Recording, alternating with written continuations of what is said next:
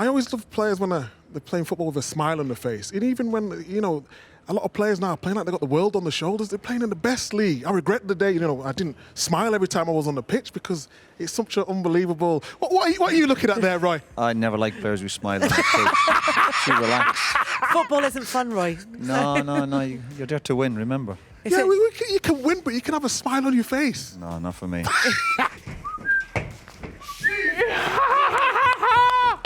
What's happening?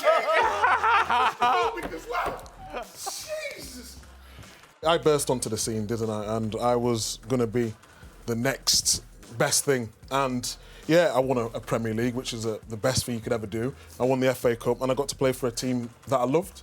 But I underachieved because sometimes as a player, you can believe the hype. Yeah, injuries didn't help me, but you just got to keep his feet on the ground. He's got a manager there who believes in his talent and a manager who will keep his feet on the ground. And as long as he does that, I think he's got a real Did you burst onto the scene? Burst? You don't remember my head on Villa? Do you not remember that, no? Quite a few defenders burst onto the scene. Well, hold on. I played for England at 18, youngest ever defender to play for England. I would say that's bursting onto the scene. You've been bathing in that praise, Micah. I know, yeah. I feel a little bit embarrassed, actually. Carrie was saying, and as soon as he said world class, he was sinking into it.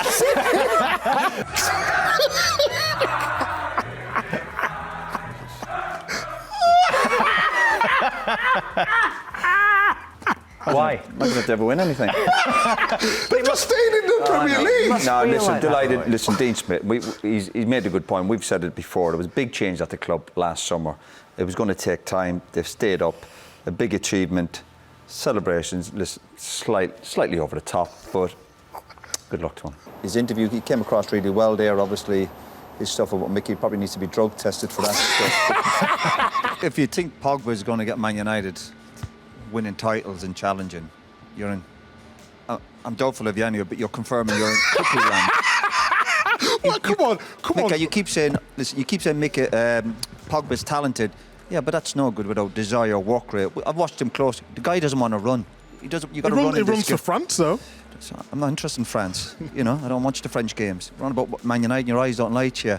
And this idea again, he wants to be loved. Loved. That's all I talk about. It's different though. The players are different now. The players are different now. Come on, give me a hug, right? Come on. Come on, social distancing. Social distancing. I'm just going. I do think they need to go back in January to get a striker if Aguero is still not fully fit. The lads mentioned that when he got back, he didn't feel like he was up to speed. And you know what it's like when you get injury after injury, it's hard to get back to full sharpness. So they need to get someone who's going to be ready to go. When he came back, my issue with Aguero when he came back, he looked overweight. He looked... God knows what size shorts he was wearing, but he did look really heavy. But it's straightforward. I think just because he wanted to leave last year doesn't mean you're dictated by a player. Yeah, you can hold on to it, but there comes a point where United have to say no, and it's no big deal. Other players have wanted to leave Man United before. David Beckham wanted to leave Man United. Peter Schmeichel wanted to leave Man United. And these are all legends of the club, but they wanted to leave. Pogba wants to leave. Let him go. Get your few bob in January or the summer. No big deal. Pogba's left Man United before, and Man United have survived. And if he leaves again, Manchester United will survive. Trust me. Roy Keane wanted to leave.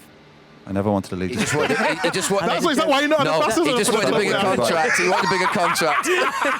Never went for a pay rise in my life. Talking about money, you had the biggest contract at United, you did. That's because I performed every week like that. Both managers, these are both world-class managers who've won big prizes. But, you know... Who would you rather play for? Pep or Klopp? Good question, Micah. Yeah, how long have I got? I probably wouldn't want to play for any of them because that means I'd have to play for Liverpool or Man City, which wouldn't suit me. If he trusted the group of players, he'd literally be going with the same 11 all the time unless there's injuries or suspension. But he's chopping and changing. I always say when you're at a big club and the players pick the team because you train all week and you play and the manager eventually says, well, I have to play him. That was my mindset when I was playing for the club. Listen, squad rotation, all that is great, but don't be rotating me. I've got to play in the team because hopefully I can bring something to the team and chop and change some other lads. You know, Gary and one or two others, but hey, leave me to it. I was a stalwart at right back, I'll have you know. You'd be only right back at the club, you know, to be fair. We were stuck with you.